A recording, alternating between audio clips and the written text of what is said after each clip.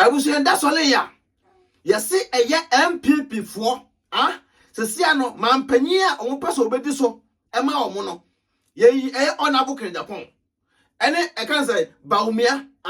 ene Alantremante no mo miensa no ene say yeso mba bedi animu ni atwusu baako nti omo miensa no say omo nam asole to asole empire ene omo anga ko the nation prophet Reverend Osu Empower na omo quiet vice ene di ka akọ ye Vice President Bawumia na di ka akọ ti Bawumia kọ ye no ene e behwe ene ene empire na we na kan ene Alantremante so ye de eto aso no mo kọ ye na yesia no no mo twense Nyankopon be kasa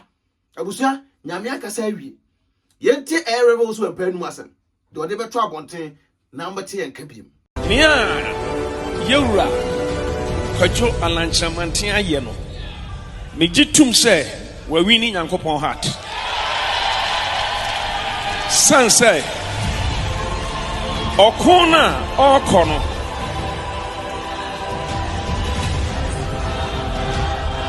hallelujah amen good okona ya papa yi akoi yenya nwie okono eso de ho aseda abra awrade awi Reverend Osu Empower wo se de wo se Alantremante ene nyame etie ne mpaibo ene mpaibo ne de nyame tie bi eja bi pa sententem se dia ene edio na so mo so nyina wo ska o omo nyina wo ska ene mesre wo abusua se sia ne de na se MPP no omo miensa eye kaza Bawumia ene Ken Agyapong ena Alan the cash se de se Alan cash ene achusu no but me de na me hunu se Nyankopon na ye twa no ye twa Nyankopon se Nyankopon kasa Reverend Osu Empower se Alantremante ene nyame atie ne mpaibo de a ene ye kan say ona bo aboka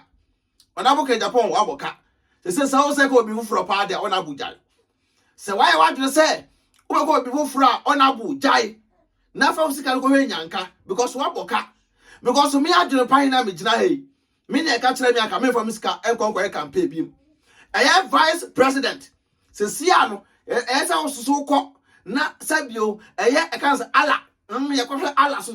be de ebeka because Nyankopon say Alan Cash and what in papa ne sa Alan Cash so resign na Alan Cash na okukuso sa ya pa Alan Cash na woni akoma sa wo jai akoi e say wo na Reverend Osu Empower say me achusu o Alan Cash men jai because who jai say Kim one way ya ona abo de ne den e be Jeffrey Bawumia asem ona abo de ade ona abo na menim pa ona abo pan say expose de ene number 1 now na 2 ona abo na mampanyi ti mani pa bi mu ayamrasa edibre ati mani pa bi mu yamrasa position ti mani pa bi mu josa na ona abo Ken Agyapong wona wa josa no ona abo Ken Agyapong wona mo a wo cheche nuani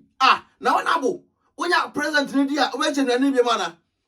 ona abo Ken tu ko di president na obeche nuani Alantremante wonya mampanyi ni dia obeche nuani sei na na masem mentiasio it say Reverend Osu Empower say e kwa say me de said the honorable genuine dem papa to honorable mesrew wo dem nim say wonya obeche nuane nti brabontra promise Ghana fo nyina say empire bon mo sa akobiem but scapa de wonye nto enya me aweta bon pa ya no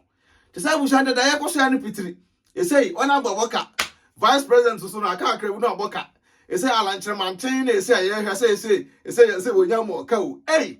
Reverend Osu Empower the nation prophet won control say Reverend Osu Empower be twatro aka say Jehovah Witness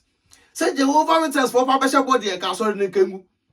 Jehovah Witness ni be she bo ka so ne kangu sania e ka say ye papa yi won twatro de ye gine di pa nto ka so e bam sa na afre de ogbo be she bo na na adu benya ampa na adu nyan sensi ano ense be ka ko ne de Next, one abo Mr. Sambra, come back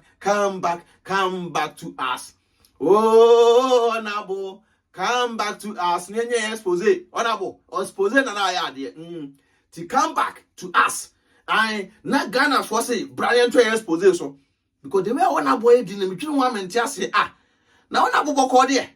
Eti normal din na wa ya na say mampanyi na wo pa di ntia. Be say mpa bo na munyina mkoye no. Na ti dia pa na mkope wa so ndem wo. Dia pa na mkope. E say mi anka me ka kire mu. De na mkope no ene say what kan say revolution pa be ka no. The reverend say alanchiremante na nyame ate ne mpa bo. Ene mpa bo ne de ayeka. Te say de abusa de da yakoso ne pitiri say me ka na ati no na bo mesra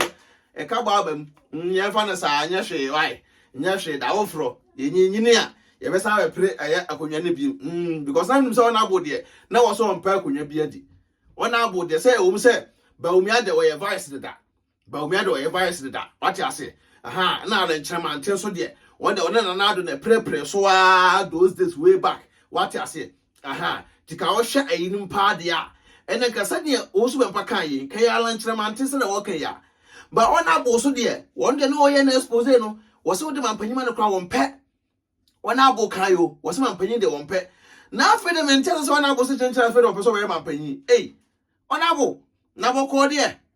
e ka bo na ya do so mesro enyanka no yesu fro enyanka yesu fro ona abo why enyanka yesu fro mesro enye moka too much tabusa sai pepe na akwa kwasie te say yeso ona abo aboka e ya lanchramante na nyagopon achi ne paibo e wo obi obedi MPP anim tino sa na tie etino the name through Mace and Kratom Kinkon aka Fufukin ope mu atie yi a korebe osu empa ho so ope mu atie ya ko reverend ho na ko tie mu yi osu na ayekora no akere wase pepepe sa pepepe no wa tie reverend de wontwantro ti de waka ne de ese mu di so na pepe obasa ta adwempa ye nka biem wate ase de be ko bia ne de be bro obaso mekanfo e tap send e da ma an peso send this ka ko Ghana kwa na tap e na mekanfo e da ma mesrew ai pro ko da be hia ya adwempa ye ne no abo agum simple as ABC mekanfo a Divine Organic Skincare product e da ma Divine be boa ma skin color na atoso the name still Mace and Kratom Kinkon mu tu ana o motie Mr. No Pressure ye be sa share biem peace out.